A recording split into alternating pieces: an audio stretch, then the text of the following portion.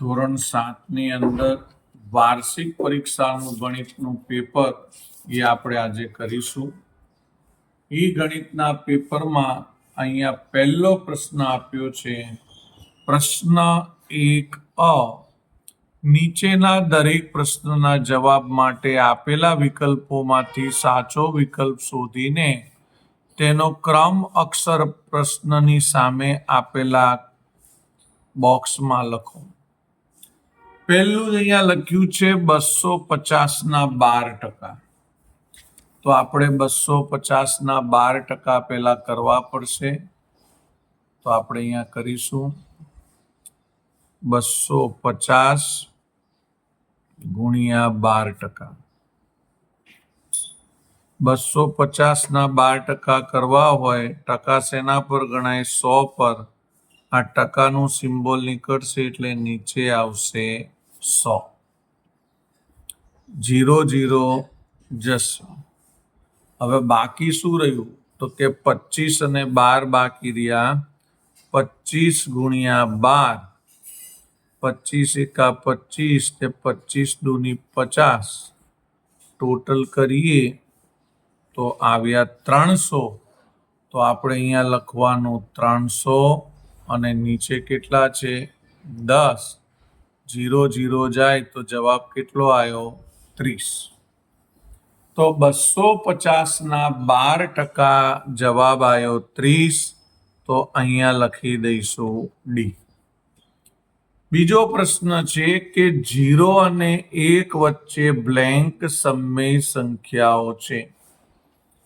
0 અને 1 વચ્ચે તો અસંખ્ય સમય સંખ્યાઓ હોય. અનન્ય શબ્દ નથી, અસંખ્ય. અસંખ્ય એટલે ઘણી બધી સંખ્યાઓ હોઈ શકે. આ પેપરમાં વારંવાર પૂછાય છે, તમે ધ્યાન રાખજો.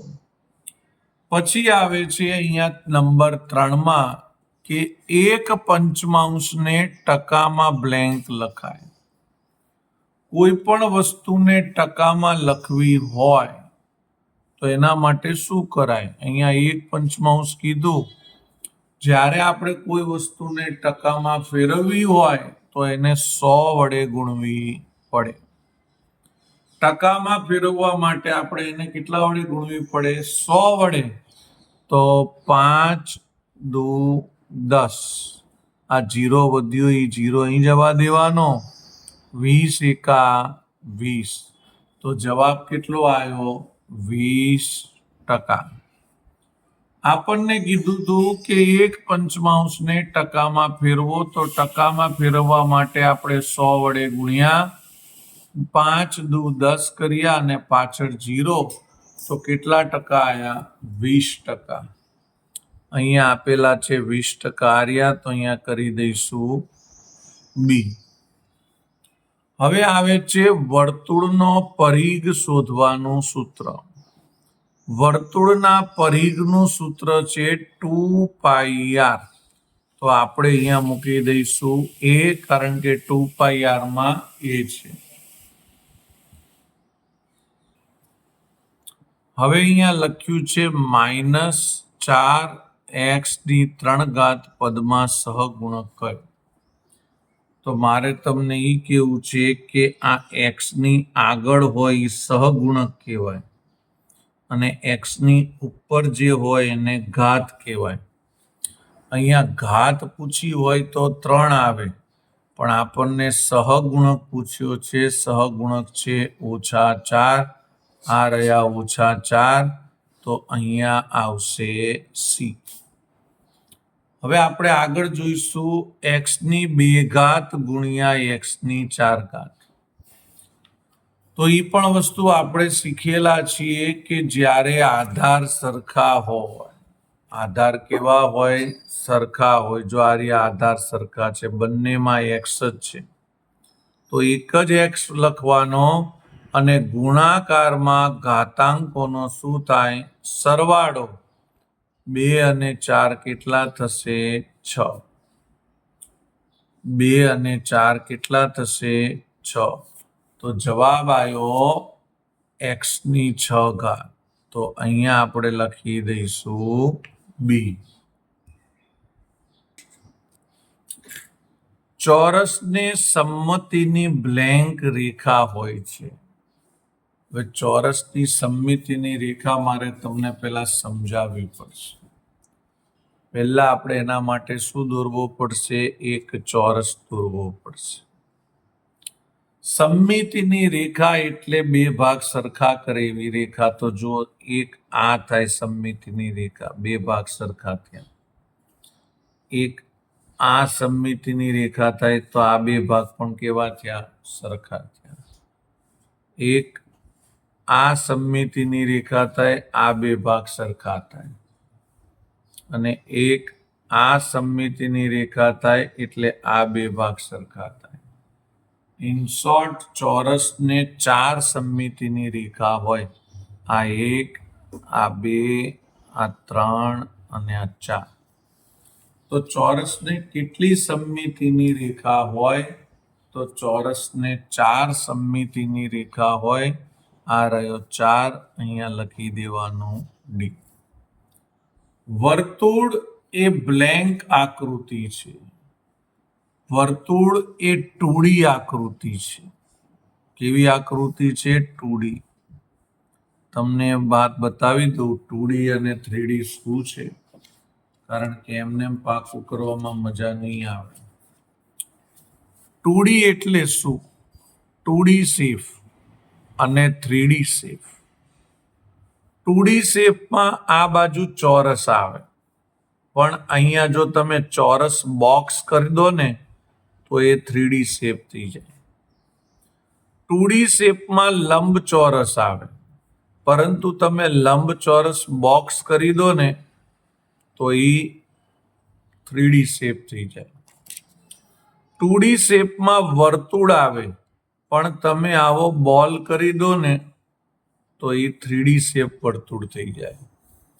2D શેપમાં આવો ત્રિકોણ આવે, પણ તમે પેલી જોકરની ટોપી લાવો ને તો એ 3D શેપ થાય. તો આ છે 2D શેપ, આ છે 3D શેપ. હવે આપણે આગળ લઈશું બ. નીચેના વિધાનો સાચા બને તે રીતે ખાલી જગ્યા પૂરો. આપણને કીધું છે -24/-36 ને અતિ સંક્ષિપ્ત સ્વરૂપમાં શું લખાય? તો હું તમને કહી દઉં અતિ સંક્ષિપ્ત રૂપમાં શું લખાય. -24 અને -36.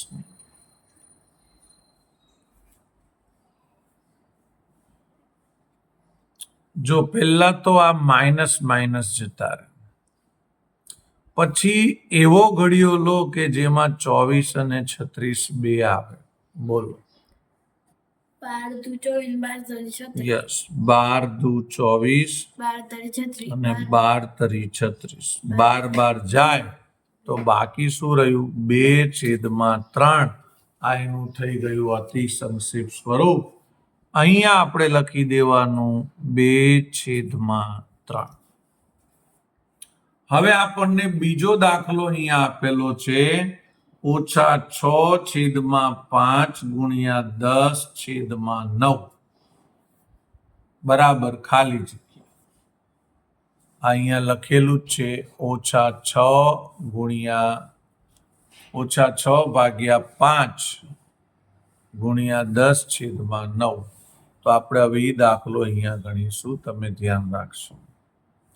પહેલી વાત તો એ કે આ 6 છે તો આપણે એના અવયવ પાડી દઈએ. 3 દુ 6. 5 ના કોઈ ના પડે. 10 છે તો એના અવયવ પડશે 5 દુ 10. 9 છે તો એના અવયવ પડે 3 તરી 9. ઉપર નીચે 3 3 જાય, ઉપર નીચે 5 5 જાય. ઘણા છોકરાઓ ઉપર ઉપર 2 2 ઉડાડે છે. ઉપર ઉડે નહીં, ઉપર નીચે હોય અંશછેદમાં તો જ ઉડે. તો હવે બાકી શું રહ્યું? તો અહીંયા 2 રહ્યા, અહીંયા ગુણ્યા રહ્યા અને અહીંયા 2 રહ્યા. નીચે કેટલા રહે છે? 3. 2 દુ 4 અને નીચે 3. તો જવાબ આવશે 4/3. 4/3. એક વર્તુળની ત્રિજ્યા 7 મીટર છે. આ વર્તુળનું ક્ષેત્રફળ ખાલી જગ્યા મીટર સ્ક્વેર છે. ત્રિજ્યા કેટલી કીધી છે આપણને? 7. તો ચાલો આપણે વર્તુળનું ક્ષેત્રફળ શોધીશું. તો આ રહી ત્રિજ્યા, વર્તુળના ક્ષેત્રફળનું સૂત્ર મૂકીશું. વર્તુળનું ક્ષેત્રફળ બરાબર πr². એમાં પાઈની કિંમત ના આપી હોય તો 22 મૂકવાના.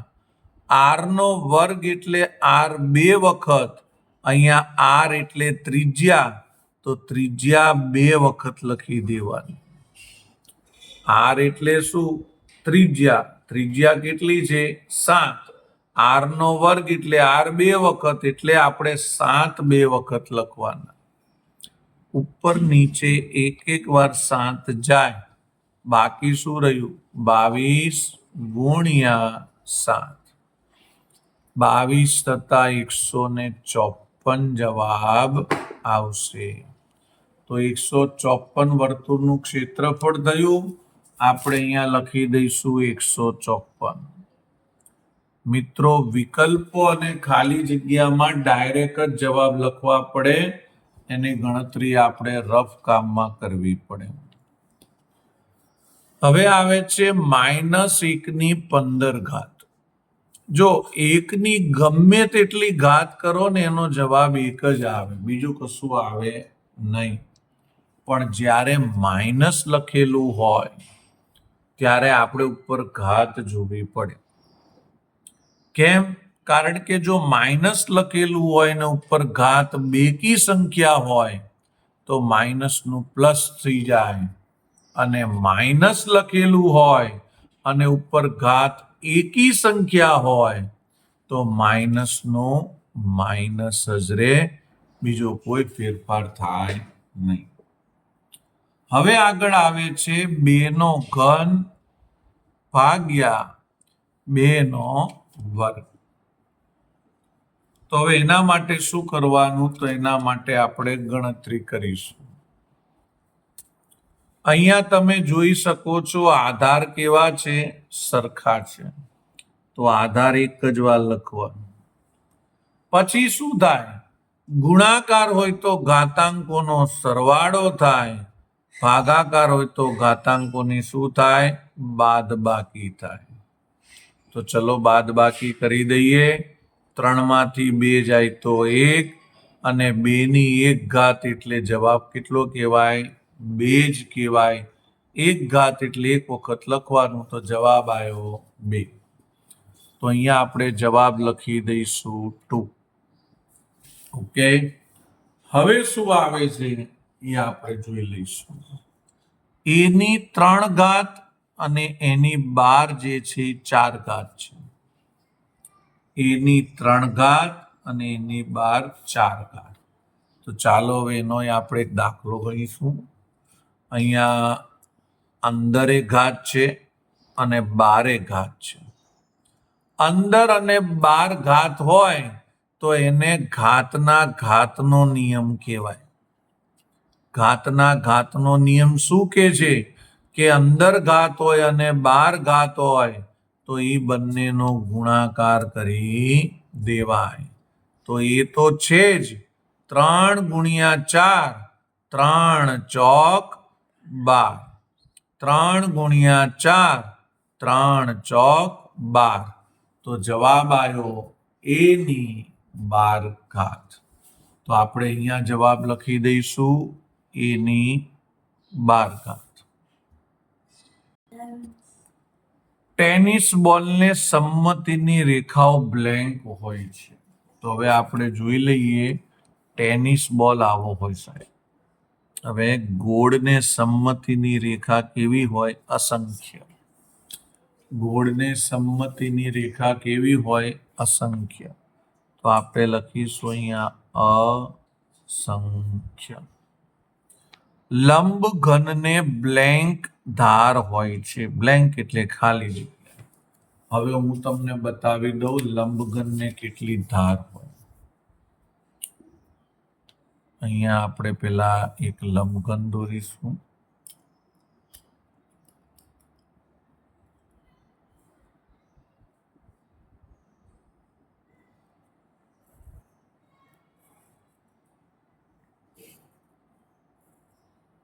આ રહ્યું લંબઘન.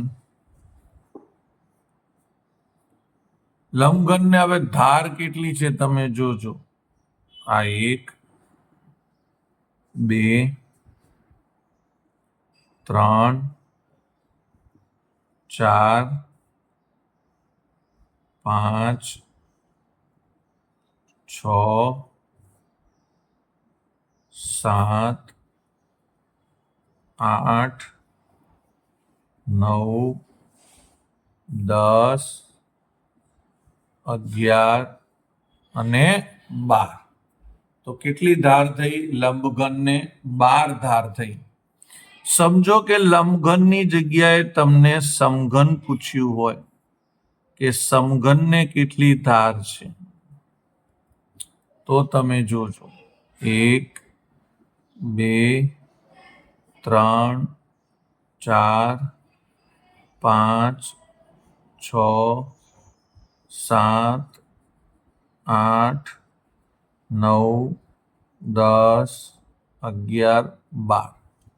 ઇન શોર્ટ લંબઘન હોય કે સમઘન હોય એને 12 ધાર હોય છે. અહીંયા આપણને પ્રશ્ન પૂછ્યો છે લંબઘનને ખાલી જગ્યા ધાર હોય છે, તો આપણે લખીશું 12. મિત્રો અહીંયા આપણે વિકલ્પો અને ખાલી જગ્યાને પૂરા કર્યા. એની અંદર રફ કામમાં તમારે ગણતરી કરવાની હોય, આમાં માત્ર જવાબ લખવાનો હોય. પણ હવે જે આવે છે નીચેના પ્રશ્નોના જવાબ આપો, એમાં તમારે દાખલો ગણવો પડે. જો એમાં તમે ડાયરેક્ટ જવાબ લખો તો તમને માર્ક મળે નહીં. તો હવે આપણે ગણતરીના દાખલા ગણીશું. પહેલું અહીંયા લખ્યું છે કિંમત શોધો. એમાં કિંમતમાં શું શોધવાનું છે? -19 છેદમાં 14 ગુણ્યા -7 છેદમાં 38. અહીંયા તમને આપેલું છે, એની હવે આપણે કિંમત શોધવાની છે. તો તમે જોઈ શકો છો 19 એકે ઘડિયામાં ન આવે તો 19 ના 19. 14 કયા ઘડિયામાં આવે તો કે 7 દુ 14. 7 ના 7. 38 કયા ઘડિયામાં આવે તો કે 19 દુ 38. 19 19 જશે ઉપર નીચે, ઉપર નીચે 7 7 પણ જશે. 2 વાર ઓછા હોય એટલે એ વત્તા થઈ જાય. ઉપર કશુંય નથી તો 1 રહેશે અને નીચે શું છે? 2 ગુણ્યા 2, 2 દુ 4. તો આ રીતે આપણે આખો દાખલો ગણવો પડે. તમને પેપરમાં સપ્લિમેન્ટરીમાં આ રીતે તમારે દાખલો ગણવો પડશે. ફરી એકવાર હું તમને સમજાવી દઉં. 19 ના કોઈ અવયવ પડે નહીં એટલે 19. 14 ના અવયવ પાડ્યા 7 ગુણ્યા 2, 7 દુ 14. ગુણાકારના ગુણાકાર -7 ના -7. 38 છે તો 19 દુ 38. ઉપર નીચે 19 જાય, ઉપર નીચે 7 જાય, ઉપર કશું નથી તો 1 અને નીચે આવશે 2 દુ 4. બીજો દાખલો છે સાદુરૂપ આપો. તો સાદુરૂપ પણ આપણે આપવાનું છે 4.5 અને 5.1.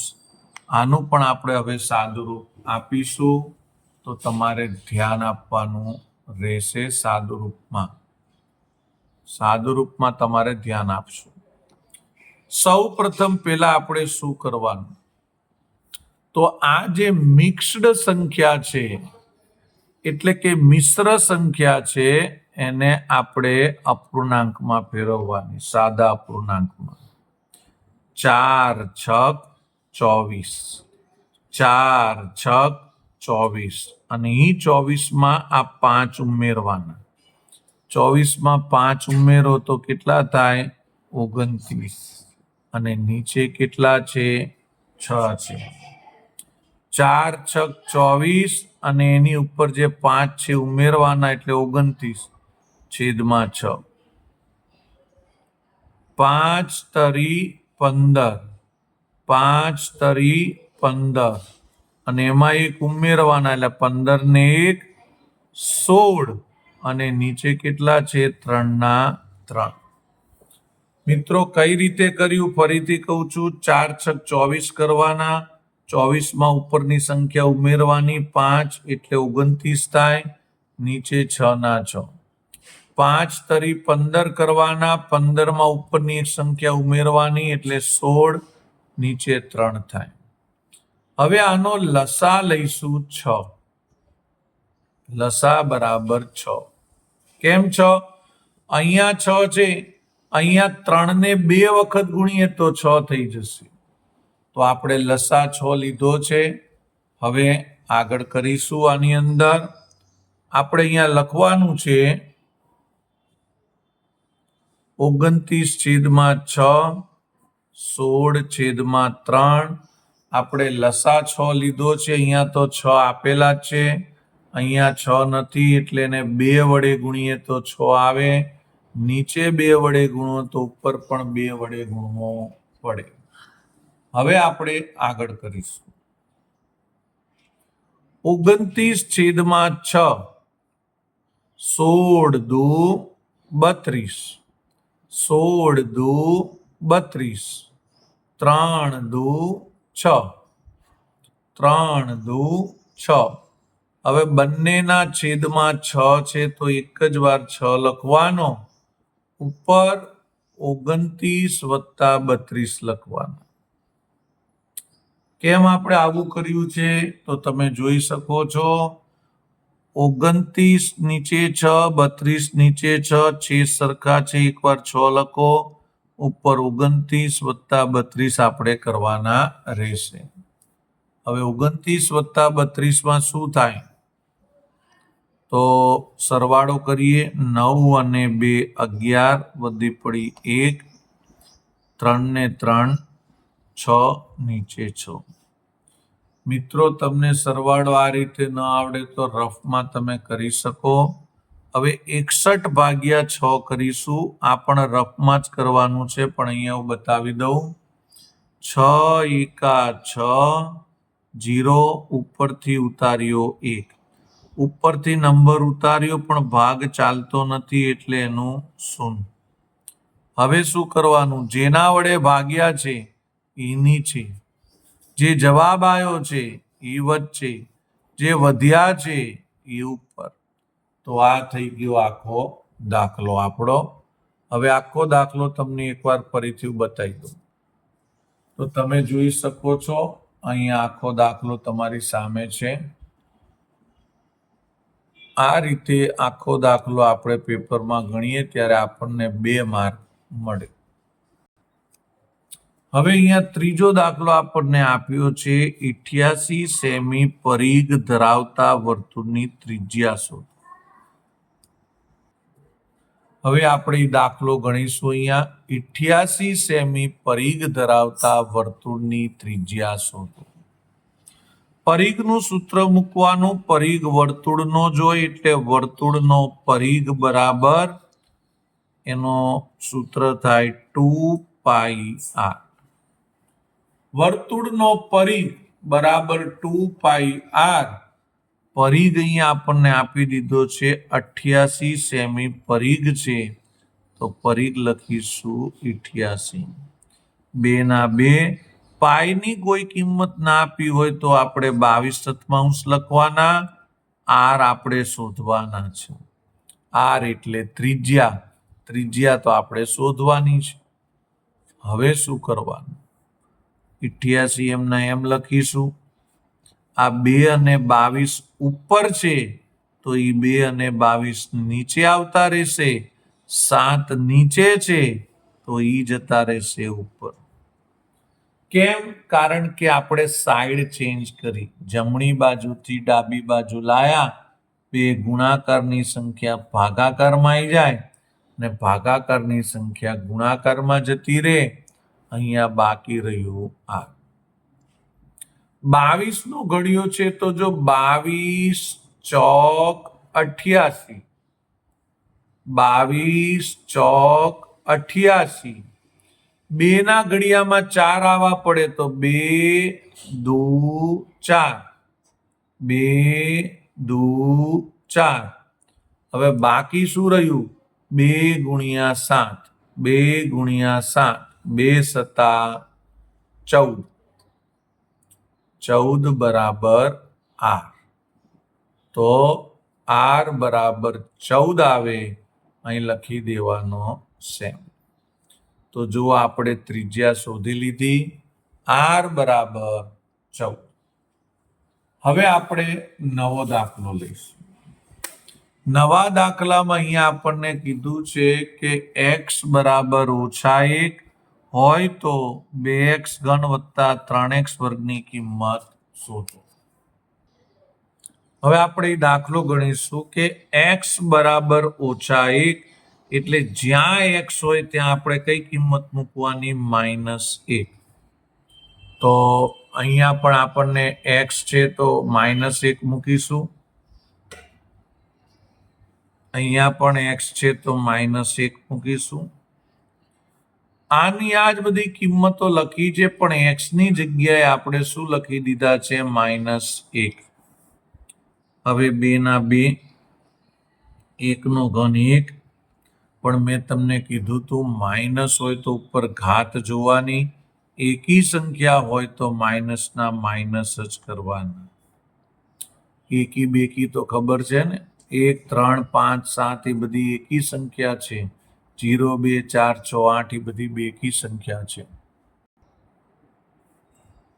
પ્લસ અહીંયા 3, 1 નો વર્ગ 1, પણ માઇનસ છે તો ઉપર જોયું તો બેકી સંખ્યા છે, બેકી સંખ્યા હોય તો માઇનસ નીકળી જાય. હવે આપણે લખીશું અહીંયા 2 એકા 2, પણ -2. અહીંયા લખીશું 3 એકા 3. અસમાન ચિહ્નોની બાદબાકી, 3 માંથી 2 જાય તો 1, અને મોટી સંખ્યાનું ચિહ્ન વત્તા. યાદ રાખવું મિત્રો, સમાન ચિહ્નો હોય તો તમારે સરવાળો કરવાનો, અસમાન ચિહ્નો હોય તો તમારે બાદબાકી કરવાની. આ તમારા યાદ રાખવા માટે છે, પેપરમાં નથી લખવાનું. અહીંયા તમે જુઓ સમાન ચિહ્નો નથી, અસમાન છે, ને અસમાન હોય તો આપણે બાદબાકી કરી. 3 માંથી 2 જાય તો 1, પણ જવાબ આવે એટલે આ બેમાંથી મોટી સંખ્યા કઈ? 3. એની આગળ વત્તા છે તો અહીંયા પણ વત્તા રાખવા પડે, પ્લસ રાખવા પડે. તો આ રીતે આખો દાખલો ગણાય. કિંમત શોધો 9/2 ભાગ્યા 3/4. તો ચલો આપણે હવે એની કિંમત સરસ મજાની શોધી નાખીશું. 9/2 ભાગ્યા 3/4. તો એના માટે સૌ પ્રથમ 9 છે એ કોનો વર્ગ છે? તમને ખબર છે? 3 નો વર્ગ 9 થાય. તમે જુઓ 3 ગુણ્યા 3 કરો તો 3 તરી 9. તમારે બધું રફમાં કરવાનું છે. 3 નો વર્ગ થાય 9. તો 9 ની જગ્યાએ આપણે લખી દીધું 3 નો વર્ગ. ઉપર કેટલા છે? 2. ભાગ્યાના ભાગ્યા અને 3/4. હવે તમે જોઈ શકો છો, હમણાં જ આપણે આગળ જોયું કે અંદર પણ ઘાત હોય અને બહાર પણ ઘાત હોય, તો એ ઘાતના ઘાતનો નિયમ કહેવાય ને એનો ગુણાકાર થાય 2 દુ 4 ભાગ્યા 3/4. 3/4 ભાગ્યા 3/4. આધાર સરખા છે એટલે એક જ વાર લખવાનું, અને ભાગાકારમાં ઘાતાંકોની શું થશે? બાદબાકી થશે. ભાગાકારમાં ઘાતાંકોની બાદબાકી થશે. 4 માંથી 4 જાય તો ઉપર શું આવશે? 0. 4 માંથી 4 જાય તો ઉપર 0 આવશે. અને કોઈ પણ સંખ્યાની 0 ઘાત હોય, કોઈ પણ અંકની 0 ઘાત હોય તો એનો જવાબ 1 જ આવે. કોઈ પણ હોય નંબર, એની 0 ઘાત હોય તો એનો જવાબ કેટલો આવે?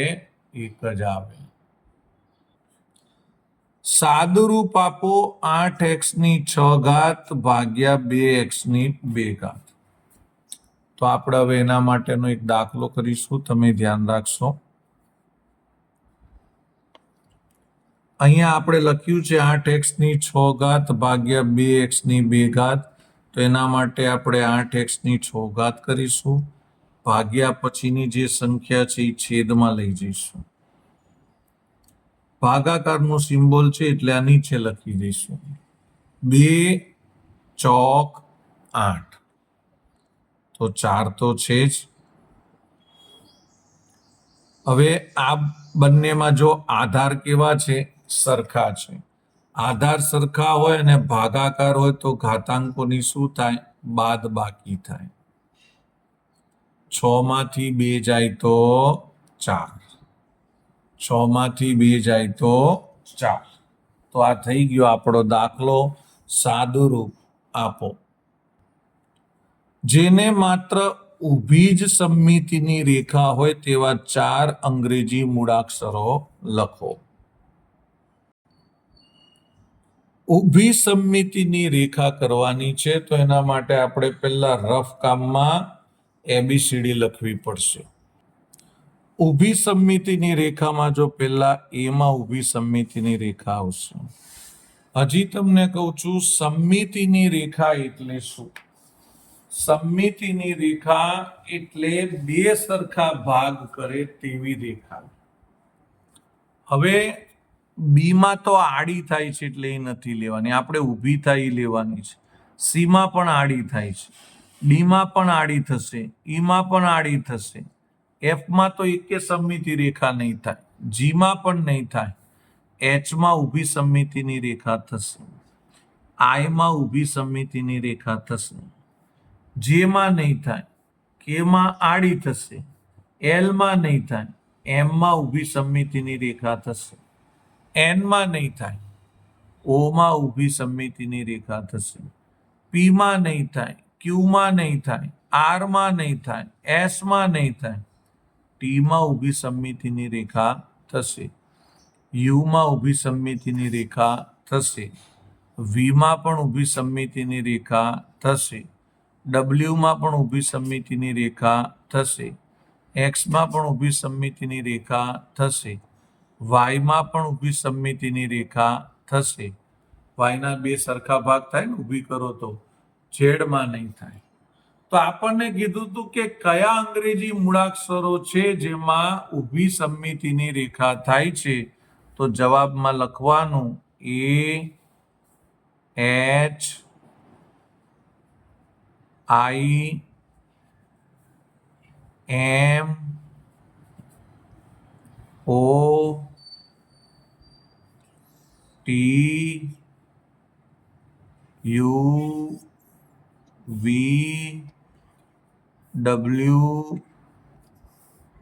AIMOTUWX અને Y.